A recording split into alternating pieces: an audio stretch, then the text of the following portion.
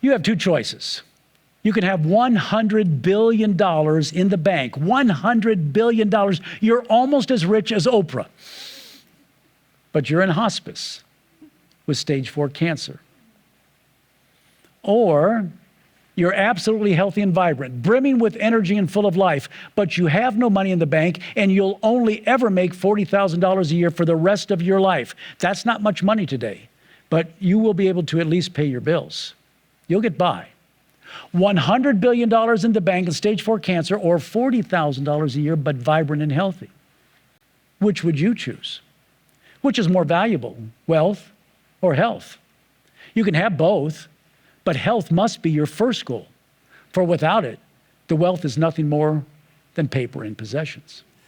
My keynote is based on my book, Wealthy, Healthy, and Wise: How Financial Service Professionals Can Make Sure Their Health Lasts as Long as Their Money Does. Isn't it ironic how many people spend most of their lives working for that paycheck, only to find they don't have the health to enjoy it when they finally have the opportunity to do so?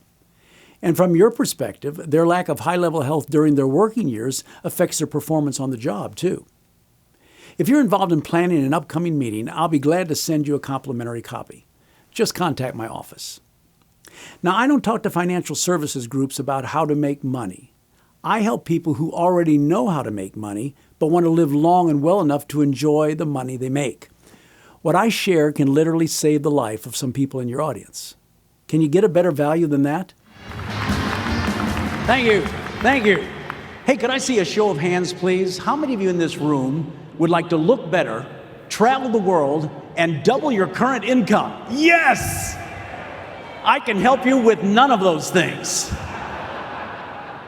Let me ask you this. How many of you would like to feel better, probably live longer, and have more sustained energy throughout your workday? I can help you with all of those things. I was speaking at a MetLife meeting. In the event brochure, next to my picture and program description, was a listing for another speaker. Joel was a financial planner who was a top producer. His photo showed him on his sailboat doing what he loved most when he wasn't on the job. But Joel didn't make it to that meeting. He died 1 week before from a heart attack. He left a wife and 2 children. Joel was just 44. You know, a simple Google search will reveal many, many stories just like this. Individuals in your profession who paid too high of a price for their success.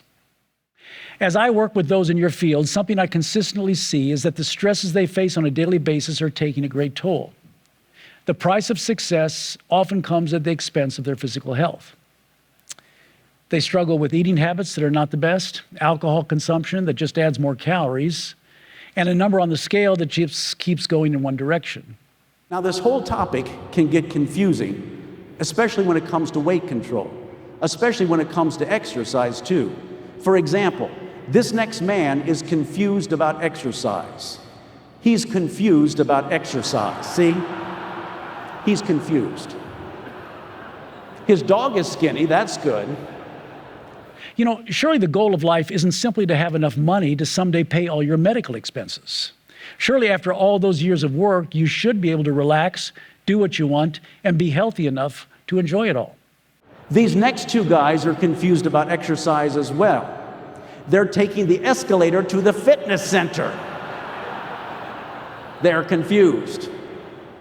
As I've gone through life, I've often found it ironic how many people strive for personal wealth, career success, and financial security, only to ignore one of their most important possessions, their personal health. When it finally occurs to them later in life what their mixed up priorities have cost them, they discover that their wealth can buy all the sick care in the world, but not restore the health they so much desire. And here's something I bet you don't know. You should never swallow bubble gum during aerobics class. You should never swallow bubble gum during aerobics class. Otherwise, this could happen.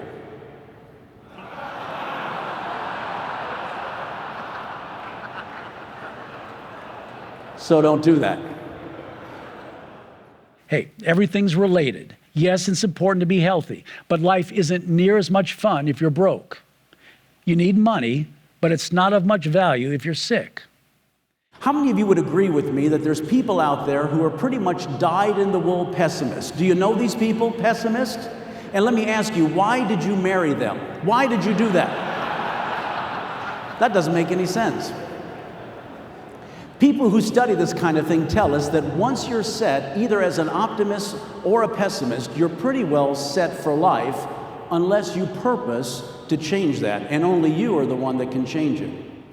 It has always seemed clear to me that financial and physical health are closely related. I'm not here today to show you how to make money. I'm here for people who already are making money but want to live long and well enough to enjoy the fruits of all their labor. Have you seen these candy bars? Fun size, fun size. That's not fun. That's not fun. This is fun. There you go. Now that's fun. We'll talk about real-world issues that affect your people's health and show them exactly what they can do to decrease stress and increase performance and productivity. We can start anywhere from just a keynote or breakout to an entire full-year program that can actually change your organizational culture to one that promotes wellness and improved productivity. The choice is yours.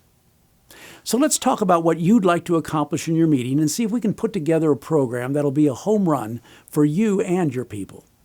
Give us a call or just send us a quick email. We'll send you a copy of my book, too. Thank you. I'm David Meinz, and I look forward to talking to you soon.